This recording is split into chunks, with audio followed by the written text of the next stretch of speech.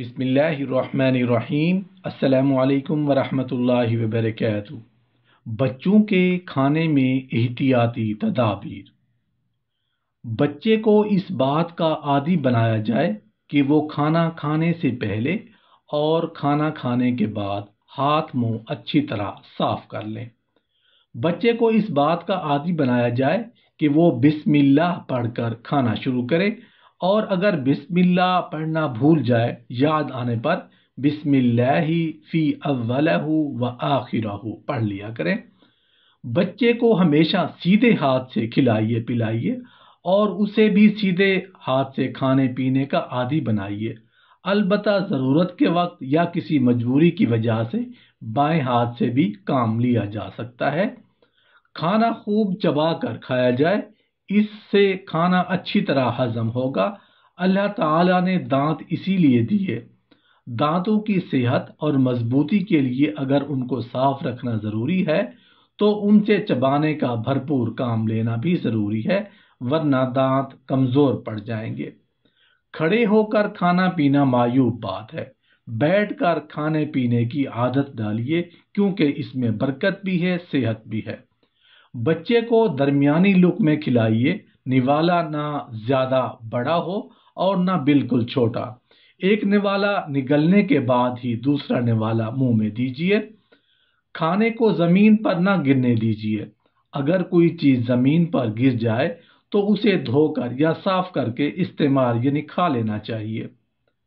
کھانے پینے کی چیزیں بہت احتیاط سے استعمال کرنی چاہیے۔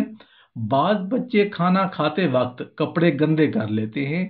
بعض بچے کھانا کھانے کے بعد منہ اپنے لباس یعنی کپڑوں سے صاف کر لیتے ہیں۔ اس طرح کوئی بھی عادت بچے میں نہیں پڑنے دینی چاہیے۔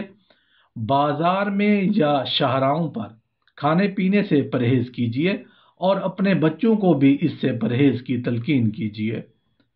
بچے کو ہر قسم کا کھانا کھانے کی عادت ڈالیے۔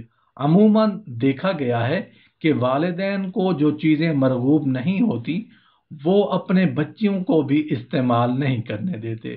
کوشش کیجیے کہ آپ کا بچہ ہر حلال اور جائز چیز کو خوش دلی سے کھانے کا عادی بن سکے، تاکہ وہ زندگی کے ہر موڑ پر کامیاب زندگی گزار سکے۔ اچھی چیزیں کھا کر دوسروں کا دل للچانا یا دوسروں کو دکھا دکھا کر کھانا بہت ہی بری بات ہے۔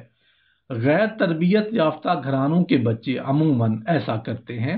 اپنے بچوں کو اس بات کا عادی بنائیے کہ وہ دوسروں کو للچانے یا دوسروں کو دکھا کر کھانے سے پرہیز کریں۔ ٹھیلوں، فٹ پاتھوں اور گندے ہوٹلوں کی چیزیں کھانے سے پرہیز کیجیے۔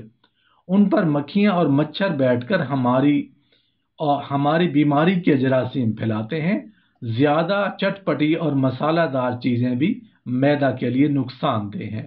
باسی اور سڑی گلی چیزیں تو قریب بھی نہ آنے دیجیے۔ بچے کو بتائیں کہ وہ پانی یا کوئی مشروب پیتے ہوئے یہ خیال رکھے کہ کھڑے ہو کر نہ پیے، اور نہ ہی مشروب کو 3 سانسوں سے کم پیے، اور نہ ہی پی جانے والی چیز میں پھونک مارے۔ کھانا کھانے کے بعد بچے کو جامع مفہوم پر مبنی کوئی مسنون دعائیں بھی ضرور سکھانی چاہیے۔ بچے کو ٹیک لگا کر کھانا کھانے سے منع کریں، اور بچے کو سب کے ساتھ بٹھا کر کھانا کھلائیں۔